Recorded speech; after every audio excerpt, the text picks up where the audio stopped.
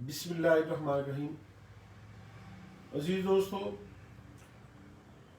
گزشتہ 2 روز سے 3 روز سے لاہور میں جس طرح ریاستی بربریت کا مظاہرہ کیا جا رہا ہے اور اس پر جس طرح پاکستان کے میڈیا کو شرمناک کردار ادا کرنے کا حکم دیا جا رہا ہے، اس کی جتنی بھی مذمت کی جائے کم ہے۔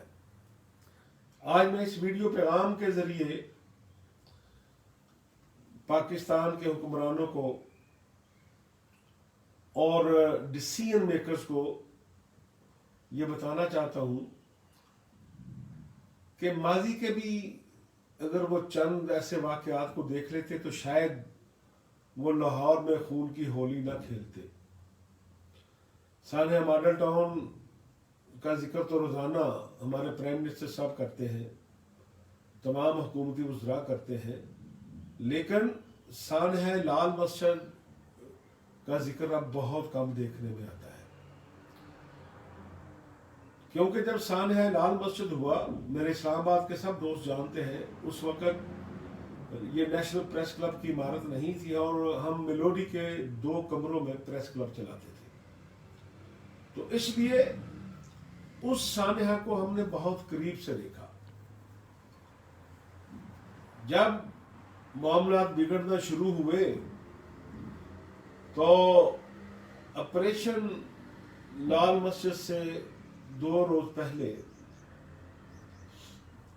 جو میلوڈی کے قریب ایک کورڈ مارکیٹ تھی، وہاں ایک اجلاس ہوا، کیونکہ وہیں سیکورٹی کے لوگ آ کر بیٹھتے تھے، سب لوگ وہیں بیٹھتے تھے، تو اس میں کچھ سیکورٹی ایکسپرٹ تھے، کچھ حاضر سروس افسران تھے، میں اس وقت نیشنل پریس کلب کا شاید پریزیڈنٹ تھا یا سیکرٹری تھا۔ بہرحال اس ایک میٹنگ میں مجھے بھی بلایا گیا۔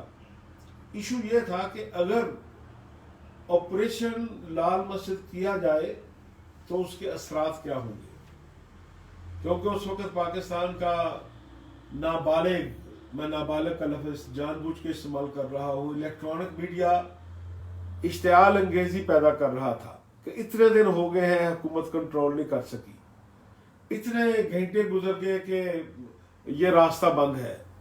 انہیں نہیں پتا تھا اس وقت کہ شاید ان کی اشتعال انگیزی کی صورت میں کتنی جانیں ضائع ہوں گی۔ بہرحال اس اجلاس میں مختلف لوگ جو میڈیا سے متاثر تھے وہ اپنی رائے دے رہے تھے۔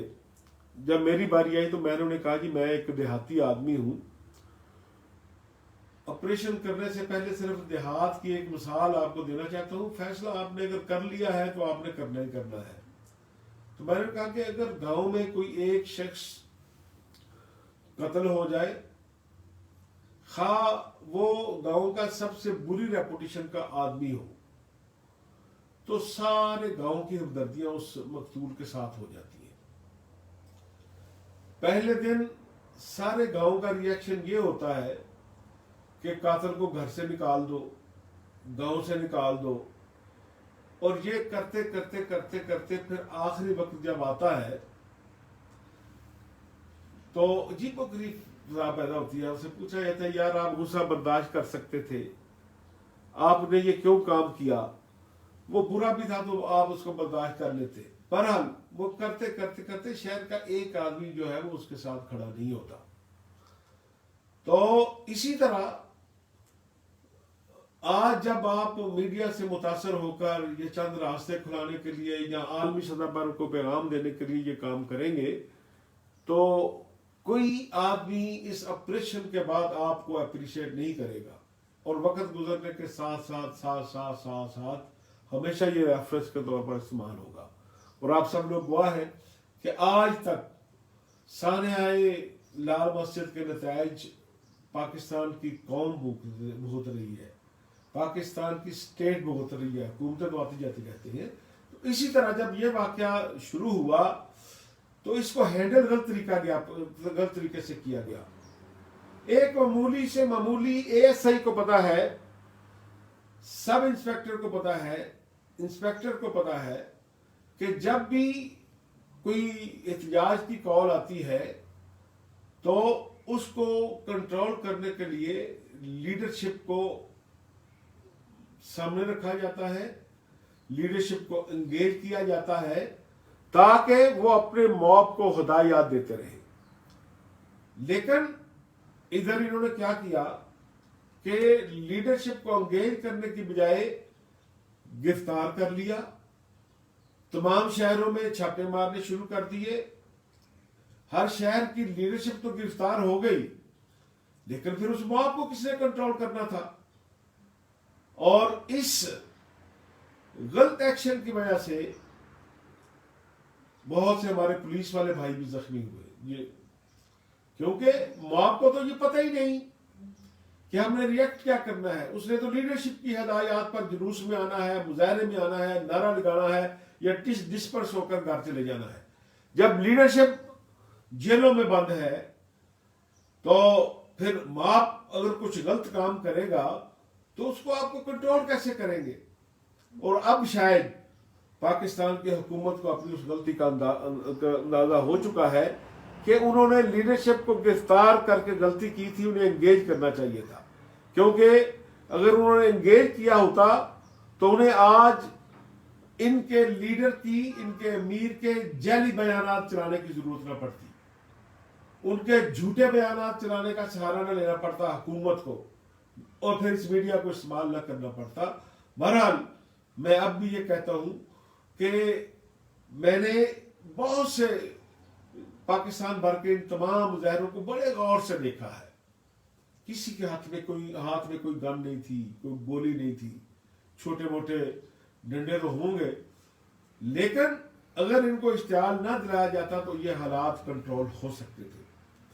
اسی طرح لاہور میں اگر وہ اپنے مرکز کے باہر بیٹھ گئے تھے تو کیا قیامت آ گئی تھی؟ آپ 2 دن ویٹ کر لیتے، 4 دن ویٹ کر لیتے، کوئی تک بنتی تھی کہ آپ نے مسجد کے اندر سیدھی گولیاں چلائیں؟ آپ نے وہاں بیٹھے ہوئے وہ لوگ جو آپ کی گولیوں کے جواب میں درود و سلام کی صدائیں بلند کر رہے تھے، پھر ہی آپ شرم کر لیتے۔ ہو سکتا ہے پیچھے سے جو آرڈر دے رہے ہیں انہیں اس بات کا پتہ نہ ہو کہ سامنے سے مزاحمت نہیں ہو رہی ہو۔ بہرحال اس سے زیادہ بات یہ تھی کہ جو کچھ لاہور میں ہوا اس کو کنٹرول کرنے کے لیے جس طرح میڈیا کا استعمال کیا گیا وہ بھی شرمناک ہے۔ مجھے شرم آتی ہے، میں ایک میڈیا پرسن کی حیثیت سے آپ سے گفتگو کر رہا ہوں، لیکن پاکستان کے عوام کو یہ بتانا ضروری ہے کہ یہ جو ہمارے رپورٹر آپ کے سامنے گھوم رہے ہیں، جو کیمرہ مین گھوم رہے ہیں، ان کا کوئی قصور نہیں ہے۔ حکومت ڈائریکٹ ایک مالک کو ڈیل کرتی ہے۔ 30-35 جو نیوز چینل ہیں ان کو حکومت کنٹرول کرتی ہے، اور انہیں کس طرح بات کرتی ہے، سختی سے بات کرتی ہے، آرام سے بات کرتی ہے، کوئی آفر دے کے بات کرتی ہے، ان کا کسی جرنلسٹ سے رابطہ نہیں ہوتا۔ اگر یہ کنٹرول جرنلسٹوں کے ہاتھ میں ہوتا، ڈائریکٹر نیوز کے اختیارات مالکان نے سلب نہ کیے ہوتے تو آج نہ حکومت کو گالی پڑتی، نہ فوج کو گالی پڑتی، نہ میڈیا کو گالی پڑتی۔ آپ کیوں اعتماد نہیں کرتے پاکستان کے رپورٹرز پہ؟ اگر اس نے اشتعال انگیزی کرنی ہو تو وہ روزانہ کر سکتا ہے۔ روزانہ خاندانی جھگڑوں کی بنیاد پر ملک میں قتل ہوتے ہیں، لیکن ایک چھوٹے سے چھوٹے شہر میں رہنے والا رپورٹر بھی اس کو اس انداز میں رپورٹ کرتا ہے کہ اس سے بدلے کی آگ نہ بھڑک اٹھے، اس سے قبیلوں کے درمیان جھگڑانا شروع ہو جائے۔ اسی طرح روزانہ وہ عدالتوں کے فیصلے رپورٹ کرتے ہیں ہمارے رپورٹر، لیکن انہیں اس بات کا احساس ہوتا ہے، ان کی ٹریننگ میں ہی شامل ہے کہ ہم نے کوئی ایسا فیصلہ اس طرح رپورٹ نہیں کرنا کہ لوگوں کو اسٹیٹ سے نفرت ہونی شروع ہو جائے۔ لیکن آپ لوگوں نے، میں میڈیا مالکان کی بات کر رہا ہوں، آپ نے حکومت کے سامنے تو آپ لیٹے ہی لیٹے تھے، لیکن وہ پاکستان کی طاقتیں جو پاکستان کے میڈیا کو ڈسکریڈٹ کرنا چاہتی ہے، آپ نے ان کے ہاتھ بھی مضبوط کیے۔ چلو جی، کل تو یہ تھا قتل و غارت کی خبریں تھیں، خون بہایا جا رہا تھا۔ آج تو ملک میں ہڑتال ہے، भाई आप अगर कैसे आप दिखा देते ये कराची की मार्केटें बंद हैं, लाहौर की मार्केटें बंद हैं, कोयटा की मार्केटें बंद हैं, पेशावर की मार्केटें बंद हैं, पूरे मुल्क की मार्केटें बंद हैं, तो इससे क्या फर्क पड़ना था? आप आज और डिस्क्रेडिट हो गए। मैं मीडिया मालकान की बात करता हूं, और आपने मेरे रिपोर्टर को, मेरे कैमरामैन की जिंदगी को और रिस्क में डाल दिया कि जब वो बेचारा जाता है किसी मार्केट की फुटेज बनाने के लिए, जब वो आज मुख्तलिफ शहरों के जुलूस कवर करने के लिए जा रहा था, तो लोगों को नहीं पता कि उसके हाथ पांव बांधे हुए हैं। वो जाके रिपोर्ट कर देगा, उसके बाद एक मालिक बैठा है और उसके ऊपर एक हुकूमत बैठी है। ये पाकिस्तान का मीडिया वो दो लोग कंट्रोल करते हैं, और उसको कंट्रोल करने से रोक दिया जाएगा। इसलिए मेरी मीडिया मालकान से इल्तमास है, अपना नहीं तो कम से कम ये जो सारा दिन अपनी तनख्वाह की खातर गलियों में घूमते हैं रिपोर्टर, कैमरामैन, फोटोग्राफर, इनकी क्रेडिबिलिटी का कुछ ख्याल कर ले।